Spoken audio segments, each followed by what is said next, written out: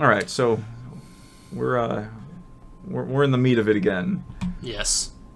So 5 main policy priorities for dealing with Puerto Rico.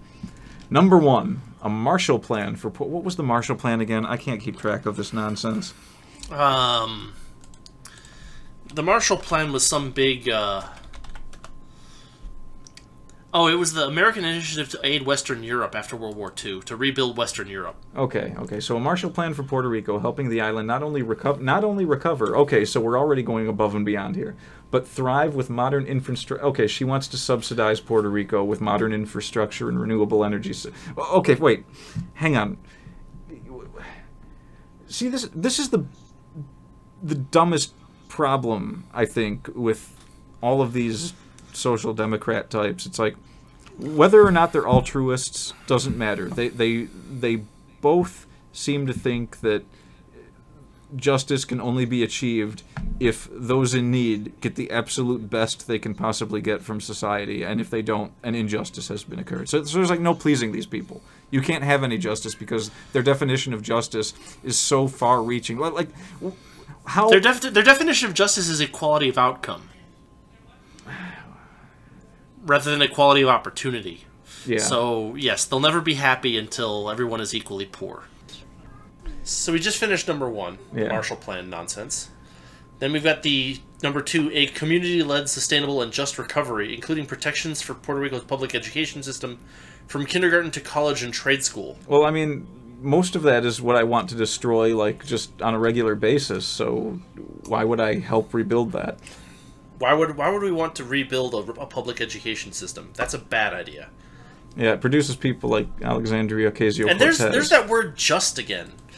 Like, what does that mean in this? It was in case you forgot that this is supposed to be a just recovery. It's not enough that in a terrible situation you are given a hand and lifted out of the terrible situation. You should be lifted out of that situation justly. So, like, and placed onto a pedestal. Yes. I mean, you had something horrible happen to you, therefore you should be given a better house than you used to have, and better clothes than you used to have, and you... This sounds like a really bad incentive structure. It's like, hey, let's go live in Tornado Alley and get new houses every 3 weeks. That might be what's going on here. Yeah. It's like... No, if you decide to live in Florida, you either get flood insurance or you lose the value of your house. Period. Yes, I mean, I mean, the last words in that contract should be "suck it." I mean, just suck it. Nice. Then we've got number 3 here: immediate waiver and full review of the Jones Act, which hamstrings the Puerto Rican economy with restrictions. I think this one's probably a good thing, because this is, if I'm not mistaken, the Jones Act is what prevents, like, ships from stopping in Puerto Rico for some reason without paying certain, like, tariffs or something like that. It might be. You're looking it up, aren't you? Yeah, of course. Federal law that regulates maritime commerce requires goods shipped between U.S. ports to be transported on ships that are built, owned, and operated by U.S. citizens or permanent residents. They should probably take away the Jones Act for all of America. Probably, yeah. Of course, she won't propose that. No. Only for Puerto Rico. Cancellation of Puerto Rico's Wall Street debt. Because, just canceling people's debt willy-nilly is the best way to handle that situation. Like, well, I'm expecting money from this. I'm out of business because they don't have to pay me anymore. I mean, I guess it. Well, I guess it wouldn't really matter. The debt's going to be repudiated eventually anyway, so it doesn't really matter that much. Yeah, it's Wall Street. They'd get bailed out anyway. Right. So this debt has been accrued by vulture funds using irresponsible and unjust behavior reminiscent Vulture funds is such a great term. All it is a term for a fund that invests in something that's operating something that's performing poorly in hopes that it later performs better. That's what a vulture fund is. So it's actually like, vulture funds are the good guys. So it's an investment. It's just someone making an investment because they think that something. It's an investment in something that isn't doing well in hopes that the investment will jumpstart it into doing better. Yeah. So she's proposing that this is a bad thing, and therefore, in her view, things like that should be stopped, and therefore, like, a lot of businesses that could succeed won't be able to get investment. By this plank, she must also therefore be against venture capital. Yeah, no, I call it the Stop Progress Act. Yeah.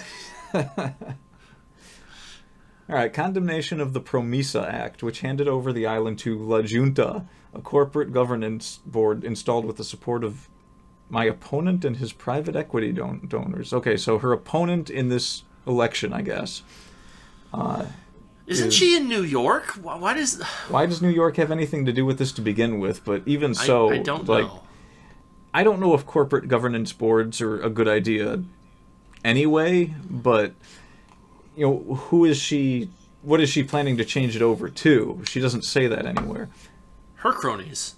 Oh, right, gotcha. I should have guessed. For justice. For great justice.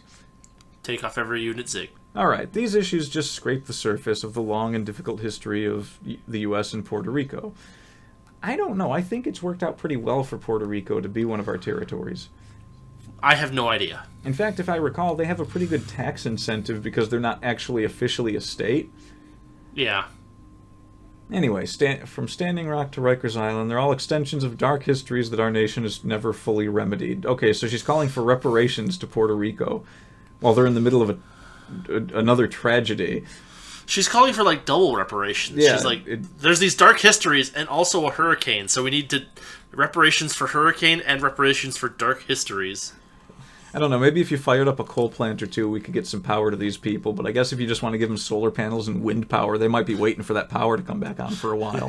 They might be waiting quite a while. Especially given all the coal and gas power you're going to need to deliver these windmills and solar panels overseas. Let's see, okay, so the genocide of native peoples and the plight of modern-day reservation... Oh, she's just talking about other travesties now. Yeah. The disenfranchisement of Puerto Ricans and people in U.S. territories. To move forward, we must recognize that our present-day issues have deep past... Must we? Can't we just help these people? And, like, I don't have to know the history of this to really say, hey, I see your house fell down. Let me help you rebuild your house. I mean, isn't... No, you have to feel bad. Well, I don't. And not only do I but... You enslaved these people. Yes, it was me. It was me all along. I'm Dick Dastardly for the Puerto Rican people. I don't know. If I go to help someone rebuild a house that fell in a hurricane, and they tell me that I also owe an amount of guilt for... things that happened to other people and not them personally in the past because of people that are not me personally but other people in the past, I think I would just sort of tilt my head and say, you know what, I'm not even going to give you a hammer. Good day. Yeah, basically. I don't have patience for people that aren't appreciative of things. I don't have patience for people that are delusional about how responsibility works. I don't have to have patience for them. I just sort of pretend that they're... Well, I mean, they are basically schizophrenic, and then I just walk on by. Basically. Like, they're the kind of people... Alexandria Ocasio-Cortez is the kind of frothing mad that you cross the street to avoid. Basically, yes. Or, like, cross the state line to avoid. Oh, you mean, like, flee New York, as happens constantly? Yes. Because people just love New York so much that they're leaving in droves. It's all right. The people that are remaining there are becoming either increasingly impoverished or increasingly rich, either or. Depending on depending on how much their foot is in the door of politics. Basically, yes. Yeah. Over time, we hope to continue to work with activists, community leaders, and policymakers. I think what she means... Yeah, blah, blah, blah. Yeah. As your congresswoman, Alexandria will seek to make sure that everyone in the United States is treated fairly by the government and that unequal traumatic relations, blah, blah, blah, blah, blah, blah. Liberty and justice for all, Okay, well, she doesn't believe in any of that, so let's just go on to mobilizing against climate change. She doesn't even know what liberty is, so, what the hell. Every time people say things like mobilizing against climate change, like the word mobilizing just jumps out at me, and I always picture like one of those scenes from the Godzilla movies where it's just infantry and tanks pulling up alongside the ocean. She wants 100% renewable energy and a fully modernized electrical grid by 2035. Good luck. How can you have carbon-free 100% renewable energy systems by 2035 when you can't build or mine for the stuff you need to build the renewable energy systems without carbon? That's not her problem. Yeah, it's just like pass the legislation, and if people fail to comply, well, we'll just shut down the electrical grid and people can starve to death. Yeah, or we'll shoot them in the back of the head. One or the other. I mean, what's the difference in the end? I guess one's a slow, painful death. Yeah, and one is fast and enjoyable for the person doing the shooting. So there's some good that comes from this. Yeah, I mean, from a purely utilitarian standpoint, all we need to do is find a perfect sadist to do the head shooting. We are good.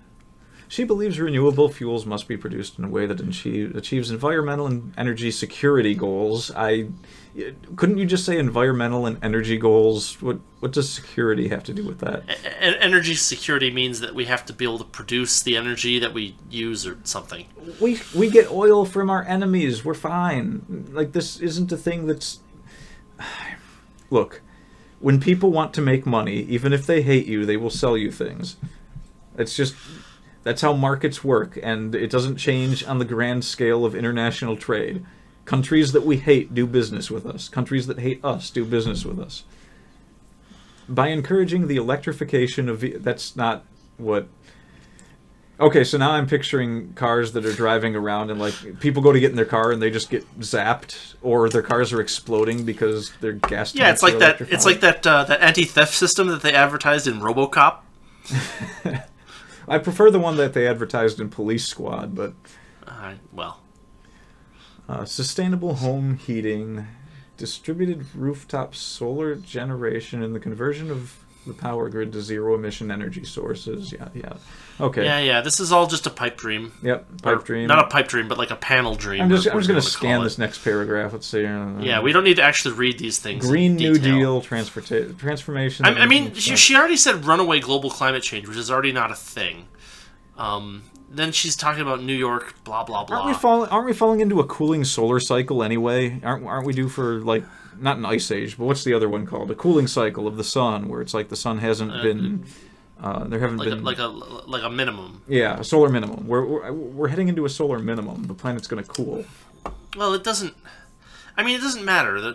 I'm just making a point. It's like what even if climate change is happening, and even if it's generated by people, and even if the majority of it is generated by people, that doesn't mean that socializing things is the way to solve that problem.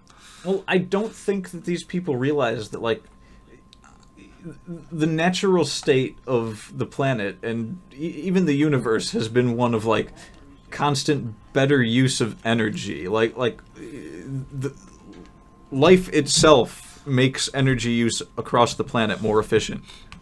It's just and the evolution of industry has proven this beyond the shadow of a doubt, that things that we are doing are getting more efficient. We're using less energy than we had to do more things.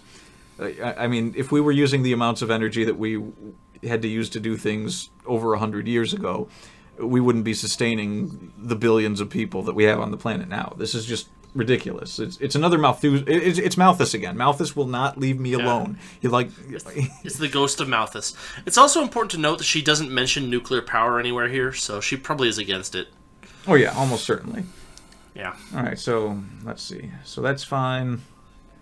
Widespread. Clean. She mentions widespread financial security for all because of this somehow addressing climate change. Poverty. Like Poverty is financial security. Yeah. Clean campaign finance.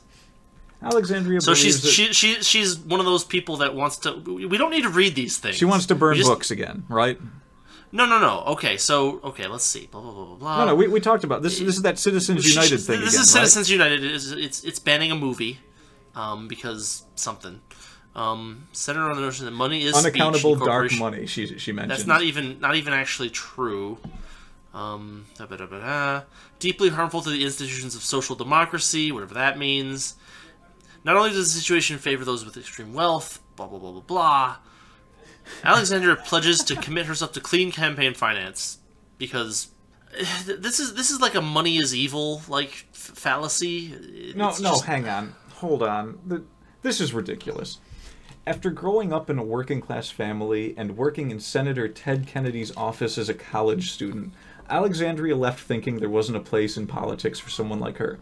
As someone unable to fund her own campaign, and without the connections to wealthy individuals willing to invest, she felt as though her party, the Democratic Party, had no place for her.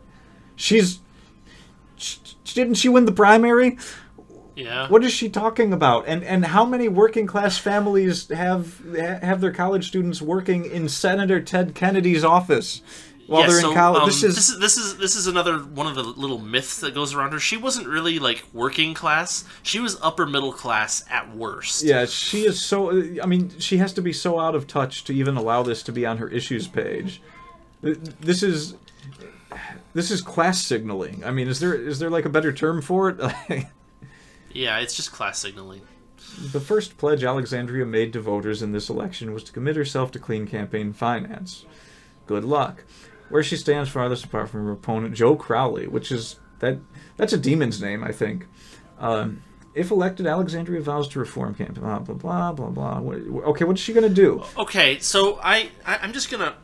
This whole paragraph, it bothers me because Congress shall make no law abridging the freedom of speech or of the press or of people to peaceably assemble and to address the government for redress of grievances.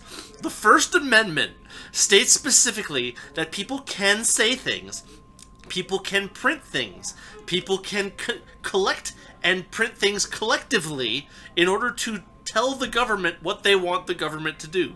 That is the basic idea of the First Amendment. The notion that some group of people, because they are a corporation, cannot work together to produce a political ad to say we want this to happen or we want this person to be elected is anathema to the First Amendment. That's all I'm going to say. That's all you have to say. I always try to poke at the logical holes of things, but the fact of the matter is this is supposed to be how our law works. Oh my god. No, never mind. I am going to say something else. Last sentence of the next paragraph. Sweeping legislation that moves us toward the public funding of elections is the ultimate goal. Public funding of elections, i.e. 99% of people vote for Vladimir Putin. No.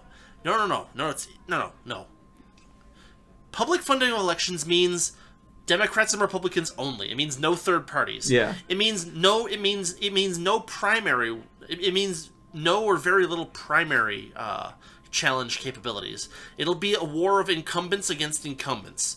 It will be.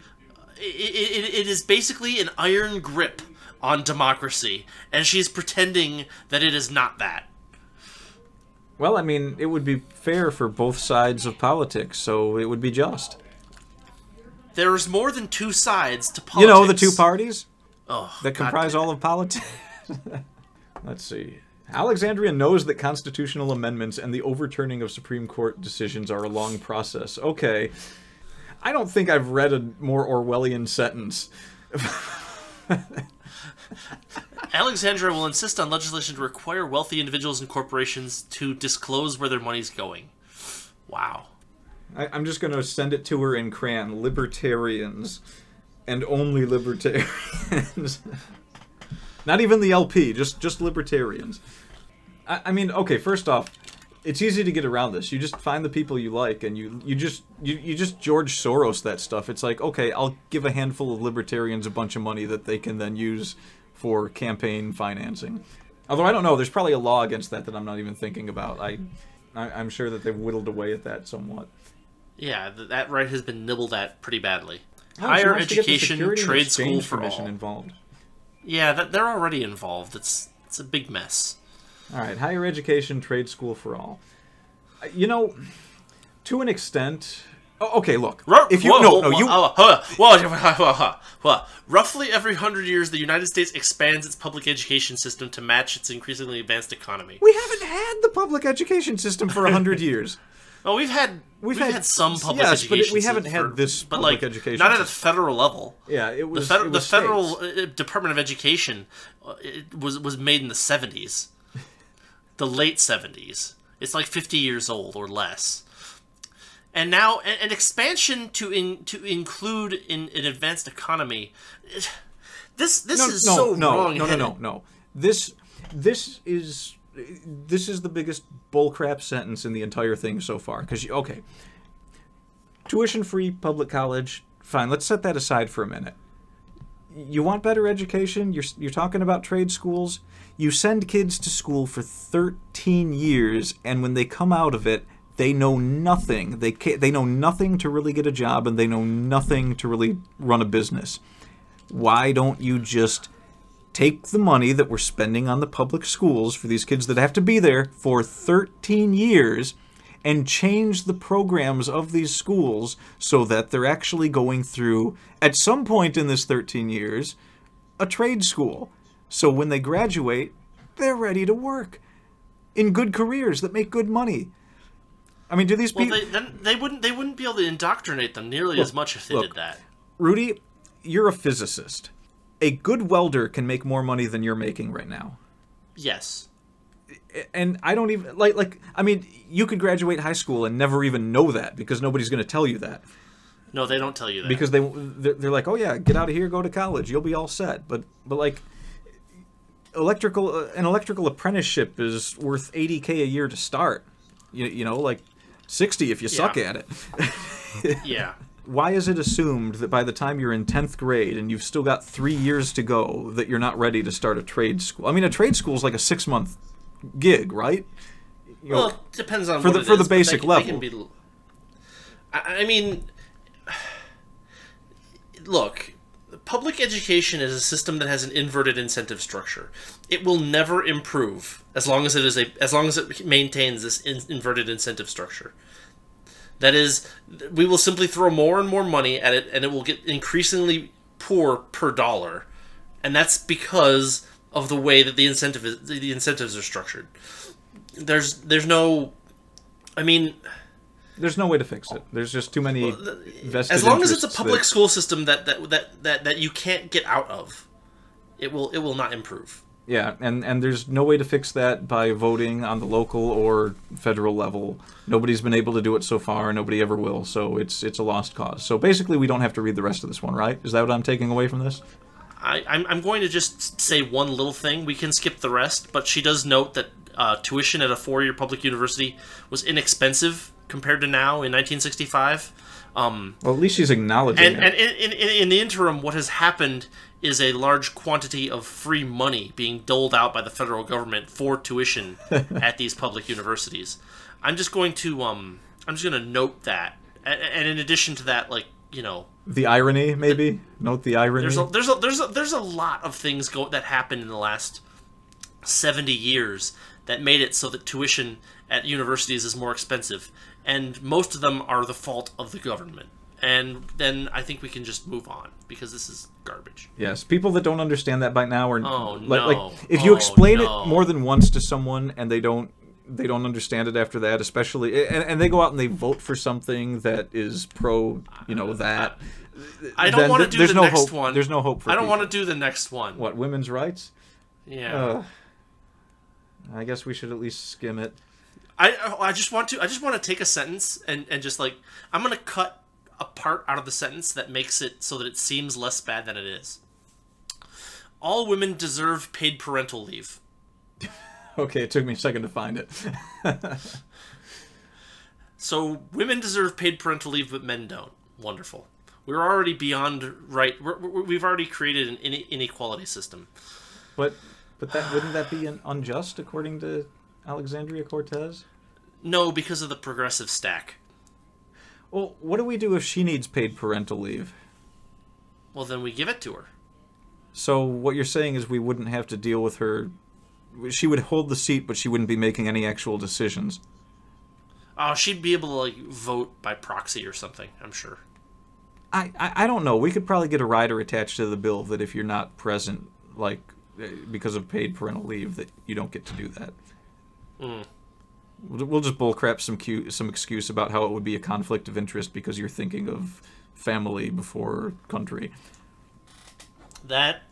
Maybe that would work. It's worth a try. All right, so let's see. Okay.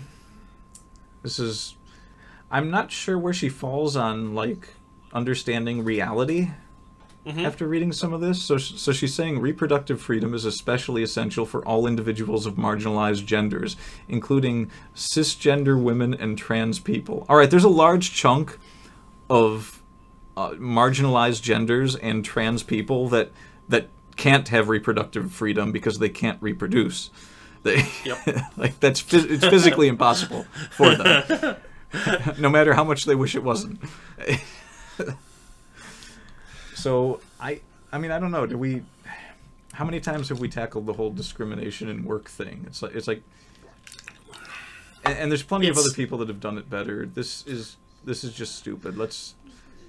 Yeah. Oh God, and the next one's even worse. Oh, what? Leg butt IKEA? Support leg butt IKEA. Leg butt IKEA Plus. That's like the new Nintendo system, I think. All right, so no, it's like a new like modular furniture system. All right, so given the current administration's attacks on leg butt IKEA, I don't know. Most of what I'm saying. What attacks? I don't. What attacks that's are what they I'm talking asking about? because I don't remember Trump. I think Trump has been attacking Robert Mueller on Twitter. I haven't heard him saying anything about the leg butt IKEA people. Maybe Robert Mueller is trans. Maybe he's trans department and he's actually like, what is he, the head of? I don't even remember anymore. Oh, they're talking about the rights of trans people to serve in the United States military. I thought they already had that. They did, and then so that's the thing that Trump attacked a little bit. Oh, like, okay. Sort of. Right. So there's the attack that they're talking about. I just want to note that there is no right to serve in the United States military. That is not a right. Yeah, there's supposed to be a right that you're not supposed to be conscripted, but we just ignore that.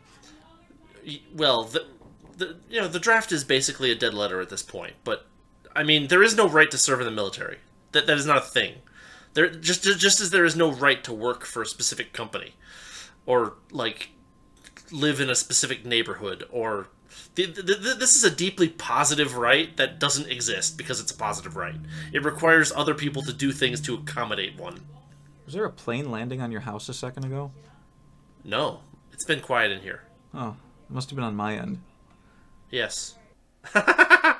Okay. So next one is support seniors, and the picture is just a pill bottle, and I imagine it being like a suicide pill bottle. It's time to retire with dignity, sir.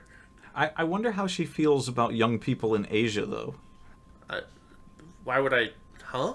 No, what would that have to do with anything? I was just wondering if how she thinks of the Asian youth, as it like, you know, as opposed to American seniors. And I'm making a euthanasia joke, and it's not working. Oh, I see. But I'm keeping this in here. I'm not editing this out. No, you should keep it in. Now that I hear the pun, it makes more sense. So, I didn't connect it to anything. That was the problem with the joke. I just sort of said it because I thought it. But it's still more based in reality. You should have said, I wonder what she thinks about euthanasia. I wanted to build to it. And then I realized that I was grasping for something that there was no ledge there for me to grasp. I couldn't pull myself up to complete the joke. She wants to raise the cap on taxable income. How does that help seniors? Raise the cap on taxable income. That specifically sounds like it hurts seniors. No. Okay, so what it does is it helps to keep Social Security afloat a little bit more. Okay. Slightly. So that helps to continue to pay seniors less and less and less until we run out of that money because you can only raise the cap so much. She thinks that legislation to that effect would extend the solvency of Social Security for 50 years, which I think is not true. Extending solvency... Okay, no, but it doesn't matter. Extending solvency isn't a solution to any problem. Anything... Look, it's a Ponzi scheme. If we make it solvent for a little longer, then it'll be fine. I guess. She will be long dead before this issue becomes another before issue. anyone can blame her for this problem. Yeah, exactly. And I mean, by then they'll be blaming a corpse. What does it matter? But then she's talking about increasing the minimum benefits at the same time. So it's like, what's the net difference there? Well, I mean, look, if you give the government more money, they spend it. That's what happens. Well, I'll be danged. Without Social Security, more than 40% of seniors would have incomes below the poverty line. That sounds like a personal problem. Yeah. And a savings problem. Like, imagine if those people that are seniors now could have just put money in a savings account and let it accrue interest. At, like, you know... Well, imagine if they had been able to do that with the money that got taken from them to put into Social Security. I mean... Because, like, the return on investment for Social Security is, like, basically zero. That is... Right now, people that are taking Social Security will just barely get back what they paid in, and people that are getting Social Security later than now will get back less than they paid in. It's like they gave their savings to a really bad hedge fund manager, and like never changed anything over the course of the 40 years of their actual working time. Are you still invested in Red Ryder BB gun? Are those still around? What is this company doing? Oh, they make typewriters. Until comprehensive universal health care is... Oh, okay, so she only wants to do this to support Social Security until we have universal health care. Then we're all cool. Yeah. Because we know that's... Because we know that specifically... We know that universal health care specifically operates the best, the absolutely best, for specifically that age range of people. Seniors get more than anyone else in a universal healthcare system. Seniors are benefiting the most. We've seen that from you know, like the experiences we have in Canada and the UK, where seniors specifically got the best deal out of all of those things in their universal healthcare programs. You're saying seniors, but you mean disposable people, right? That's what you're talking about. You know, I always get those words confused when I... Yeah, because there's a universal healthcare system, they're the same thing. I always lose it in translation going between English and British, you know, it's just... Oh, yeah, it's one of those things. Like, you have to add U's after certain Yeah, rows. it's something like that. If only we had universal healthcare, then we wouldn't have to support seniors, because we'd kill them all. Yeah, well, we just let them slowly die. All right, so do we have anything else for that? No. It looks like we're almost done. We got to the point where we were able to point out that seniors would not fare well under her plan. So, and her plan was specifically to help seniors. So, curb Wall Street gambling, restore Glass-Steagall. All right. It is entirely the government's fault that Wall Street has had to resort to gambling. Entirely. There's like... It's not even that. I want you to look at the last sentence of the first paragraph. We should restore Glass-Steagall to make sure our banks can't gamble with our money. Does she know what fractional reserve banking is? It's like, oh God. It's like, oh, but this bank can also invest in stocks now. That might be better than investing in some jackass's mortgage. I mean, yeah. She doesn't understand that because she comes from the Bernie Sanders camp, and as we all know, Deborah, they don't know anything about economics. That is true. That is very true. We also should make sure that no bank is allowed to become too big to fail. All right, well, they weren't. My God. They were not too big to fail. There's no such thing as too big to fail. It's not a real thing, asshole. The bank that failed was small. It was small, and because we refused to... Too big to fail means government will bail out if it looks like it will fail. Yeah, it's not actually too big to fail. If we just have a policy of not bailing out banks, then literally no bank is too big to fail. Yeah. Because every bank can fail. And she's talking about having the government break up oversized banks to reduce the likelihood of financial crash. Because governments breaking up and taking control of banks, it never causes financial confusion. It's just, oh my God. I mean, nobody's going to look at the government breaking up a big bank and say, you know, maybe I'm going to change my investment practices. That just wouldn't happen. Finally, we need to make postal banking a reality in the United States, which will revitalize the United States Postal Service, provide a low-cost source of basic banking services for disenfranchised communities, and increase competition in the banking industry. Yeah, because I know that one thing that I really want to do if I'm a poor person is spend more fucking time at the post office. I'm not even sure what postal... This is so dumb! What is postal banking? I've never even heard of this. Postal banking is having the United States Postal Service be a bank. How does that help anything? It's just another bank. It doesn't. It doesn't help anything. It actually hurts because if you think about it, the Postal Service is only open during very small number of hours, and it's already not working well because they have too much. They require more people to serve the people that they're trying to. That are trying to like. All right, hang on. Let me stop you there. So what you're saying is that we should take a service that hasn't been able to stand on its 2 feet and is bleeding money, and we should invest in that with our capital. No. It's worse than that because what we have to do is we have to give it additional things to do, so that the lines at the Postal Service get longer, and cause people. I mean, I'm going to take a sip of my Coke here because this is... Yeah, go right ahead. I might need another kind of Coke after this. I don't know. Yeah, I can't... it's like... Yeah, that's what we need is we need the Postal Service that doesn't know how to do banking to be a bank and then use that as an excuse for the federal government to give it gobs and gobs of money. And then call it competition in the banking industry. Well, it's not just that. It's like, okay, have you ever... I mean, how often do you go to the post office? As little as possible. I know, but, like, you've been there occasionally, right? Yeah. And we've got one of the ones where, like, there's not really that... I mean, there's lines, but they're not out the door, usually. Yeah, but lines are out the door frequently in post offices. Yeah. And now what you're doing is you're giving the post office an excuse to have more things for more people to stand in line for. I mean, they realize that a serious issue that these disenfranchised communities have is that they can't miss a day of work. Like they'll get fired. So if you have to stand in the line at the post office for an extra 3 hours to do your banking, then it's going to go poorly. Is she aware that, like, community banks are a thing?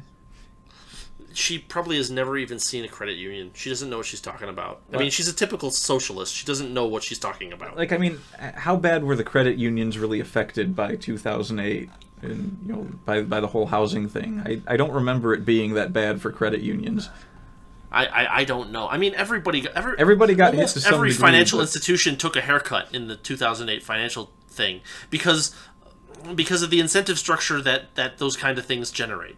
You know, it's like, oh, well, you know, these guys are making a 10% return, you know, year over year right now.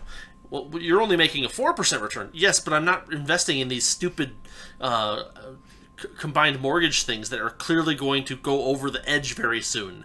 I'm just not exactly sure when. Yeah, but if you don't make that 10%, then we're just gonna, you know, have to cut your funding. It's like god dang it. I mean, you know, there's a lot of problems here. Making the USPS also a bank does not solve any of them. Can I ask you a question? Go ahead. Is there a law against volunteering for... you know, she's got this democracy is powered by volunteers like you thing. It says, how will you help? And it's like, knock on doors, send texts, and all this. Is there like a law against volunteering for that and then just telling everyone how much this person sucks? There probably is. No, there's not, I'm sure. But, like, they might be able to, like, sue you for the stuff that they'll... No. They're going to send you material that has no cash value, but it has a on-paper cash value. It's okay. I mean, we're already telling people that she sucks, so it doesn't matter.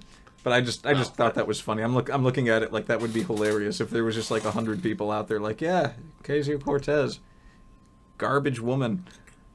She's gonna kill everybody. She wants to destroy seniors.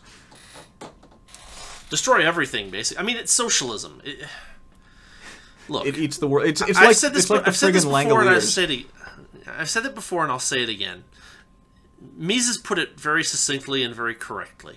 Socialism is not a system of economics. Socialism is the antithesis of a system of economics. It is destruction. That's all it is. it is the consumption of what we need in a year now so that we feel better now and die in a year. That's socialism. And nothing that she's said here, except for possibly the stuff that she said about abolishing the drug war, does anything other than consume what we have now, you know, with no responsibility for what happens later. It's government. That's what it does. Well, that's just awful. Do we? But we're done. We finished it. But we don't want to go out on a sour note, so I'm just going to go ahead and take these last few seconds to say that John McCain's dead. Yeah. Yes, he is. So that's one less monster we have to worry about. Well, not really. I mean, John McCain wasn't the monster. His policies were the monster, and they're still very much alive. I don't know. I guess so. I guess I shouldn't be too saddened at the thought of all the praise that he's been getting in the media after he was pretty much directly responsible for the death of millions. But, you know, I mean, we like people like that. I mean, people still sing the praises of Hitler, right? Yeah, totally. That sounds like a thing that totally happens. I don't know. I feel like there should be some song and dance, like some kind of, you know, McCain's dead, da-da-da-da-da-da. I don't want to dance on his grave, but I would respect the attribute in other people. Maybe. I don't know. I mean, you know, it's a person. You know, he was an individual. He's not really.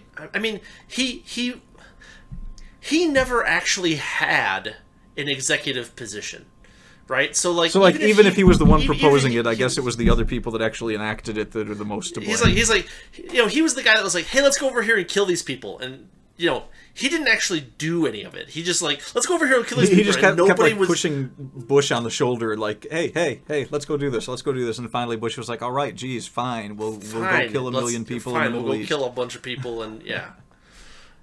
So, I mean, the real responsibility lies with them.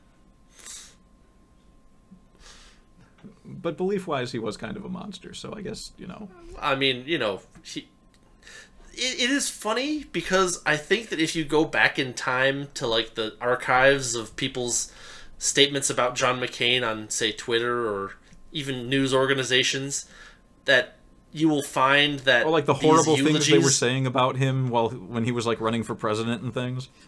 Yes. Things like that. And now, like, Barack Obama would open-mouth kiss him if he was still alive. Which I could believe. I mean, he did carry out John McCain's policies during his presidency. It wasn't like he changed anything. That is also true, yes. No, he didn't really do any of that. He bombed fewer places than John McCain wanted to, but not that many fewer.